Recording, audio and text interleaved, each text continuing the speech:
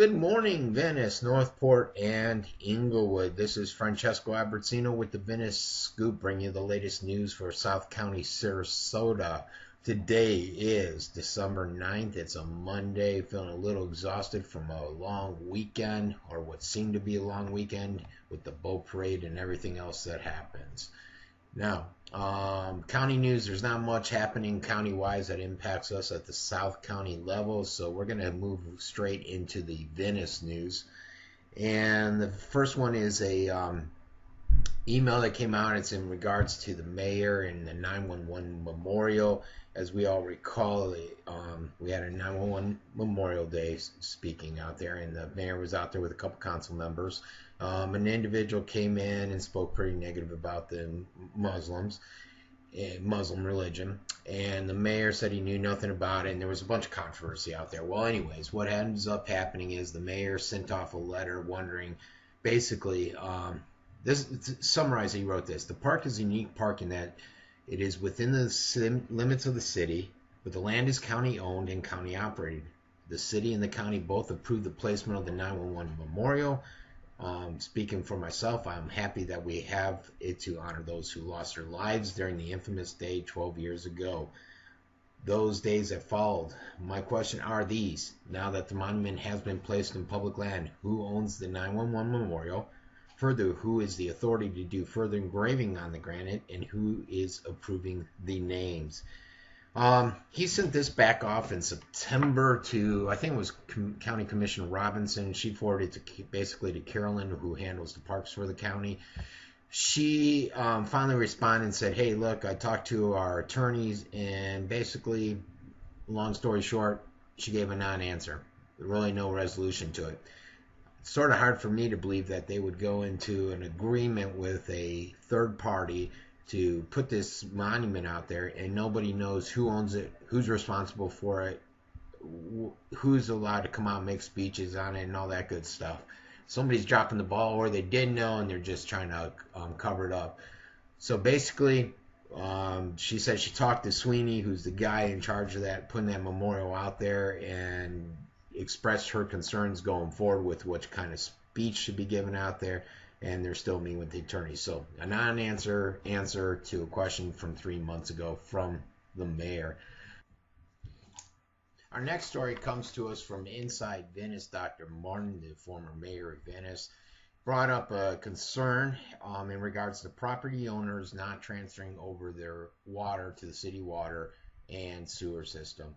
The city has filed several lawsuits, it looks like, against some 4 residents. One of the individuals or companies is Boone Legal. Basically, and I didn't realize this, a good example is Choices Market. On each side of Choices are 2 empty plots of land. Right now, those are county. They're not city land. The city wants them merged in, but the owner of Choices and those 2, or the land that Choices is on, and the 2 lots of land next to it, is saying, no, I'm not going to do it. There's been a few legal battles, and he's won every time. So basically what the city wants is there's some houses, and I think it's primarily over in the Golden Beach area. They want them to merge into the city limits, and basically the only way they can get water or sewer is if they merge in with the city limits. For some reason, these 4 individuals don't want to. Well, one is passed away, so the other 3 do not want to. They may not want to go on the city water because they put the fluoride in and they do X. It smells like chlorine like crazy. They may not want to be merged into the city to avoid some of the city goofiness that the council and the mayor have been up to lately. Who knows? But Greg Giles put this story out about the mayor not through with. Oh, this is a different story. So that's basically it on that. This is another story. The mayor put out, or the Gondo put out, and Inside Venice also brought it to my attention when they posted something, and it says the mayor's not through with dual taxation issue. And this is something that I posted before. And basically, property owners in the city of Venice not only pay for the city law enforcement through their property tax, but they also pay the county deputy patrols, even though the deputies don't patrol the city streets. And they want to know, is that fair? Is there a better way to raise revenue and pay for specific services that the county provides to city residents? And I think I posted something a while ago. The mayor said, hey, look, there's services we're paying for through the sheriff's department, but we're not receiving such as this. And why are we paying for it? And shouldn't we have to? Which is a fair question to bring up. And there seems to be this battle, this friction between the sheriff and the city in regard, another issue is closing down the South County annexation. Now the city has to drive all the way up to Sarasota to drop off their inmates once they close that down. So they continue to have this tit for tat, who's more powerful, who can do what approach to things. I think the mayor's got a valid point here. But then I think the sheriff came back and said, well, we do this stuff and you're not paying for any of it. I can't remember the story specifically from when I posted it a little while ago. We're going to watch this video real quick, and there's no sound to it, so we can watch it as I'm talking. Basically, this individual in the video, you see him walking by looking at the bikes. He's going to disappear behind that garbage bin as he's staking out the area. He wants to make sure there's no cars out. He's checking to see if anybody's watching, and he's going to come back and basically snag this kid's bike. A lot of the commenters on there said, well, hey, next time lock it up. I don't know if that would prevent a theft. I think someone came out and said, I used to lock up my bikes and we had 2 of them stolen. So it's not going to really have any bolt cutters will get right through those chains. It makes it more difficult, but hey, regardless, I know this area. Basically, it's people that really don't have a ton of money. It's across from the airport, I think. This bike probably meant a lot to the kid and the family and probably cost him a mint, and there's the guy just taking off with it. So if you know this guy, contact the Sarasota County or the Venice PD and let them know that you know the guy and where we can find him, and hopefully the bike has not been pawned. This next story, this too, no sound so I can talk through it. This is from Kevin Dietert. Took of Snake Island. They're starting the work on it. Basically, they got a ton of rocks out at the North Jetty. I'm thinking they want to surround the island with these rocks and fill it in with sand, but right now they've just totally taken it away. It's funny, I saw a posting on their page saying, hey, we reached 500, but due to other Facebook pages sharing it, which I'm assuming is me, the main one that shared it, and getting ridiculous commentary, we're going to start to be more active in how we put it out and managing it. So I probably won't be sharing too much more with them, because I'm pretty sure they're referring to me, and I'm not sure what kind of commentary was put out with it, because all I did was share it, so I'm thinking one of the fans. This next one, just a few pictures. This is Daniel Esposito. He runs the Toys For Tots down in Northport. I thought it was just Venice, but I found out it is Northport. And basically, they have all these pictures of the kids getting, I think, over 1,000 different toys, bikes, and all that good stuff down in Northport. So community giving back and helping out, which is a great thing. And these are just some of the different pictures that were taken of the event on Saturday, where I think he was trying to get a lot of help for it. So good things happening there. That's it basically for Venice. Like I said, there's not a ton of news. Over in Englewood, we had this story. Englewood's been a focus of the flood insurance controversy. I've published, I think, 3 stories. I don't think this is the same individual, Ken Petrowski, but it's amazing what is happening to him. He said that the National Flood Insurance Program, they've changed the way you pay a program, and they're trying to reverse a $24 billion deficit. So Petrowski, he just got his flood insurance bill for a 2-bedroom, 2-bath, 1,800 square foot home built on a canal in Englewood. Now, this is under the beach. A lot of people are like, hey, they live on the water, they can afford it. Well, I'm not so sure they can afford this kind of bill. Last year, he was paying $3,877 a year for flood insurance. This year, he got a bill for $48,640. So it's hard to justify those increases, and I don't care if you live on the water, on a canal, on the beach, anywhere, that's excessive. Now, he did say this in a search for relief. He discovered that the flood insurance agency based out of Gainesville is offering flood insurance at rates cheaper than what the government is offering. For instance, in this case, he can get it for $12,805 versus the $48,000 the government's coming down with. It's still a lot more than the $3,000 he was paying, but it's a heck of a lot better than the $28,000. So it's still impacting a lot of people out there. Okay, our next story comes to us, and this is out of Northport again. it's basically they're having at 1 o'clock today. The Northport City Commission will be holding a meeting at the City Hall, and they're going to discuss the Bay Flight.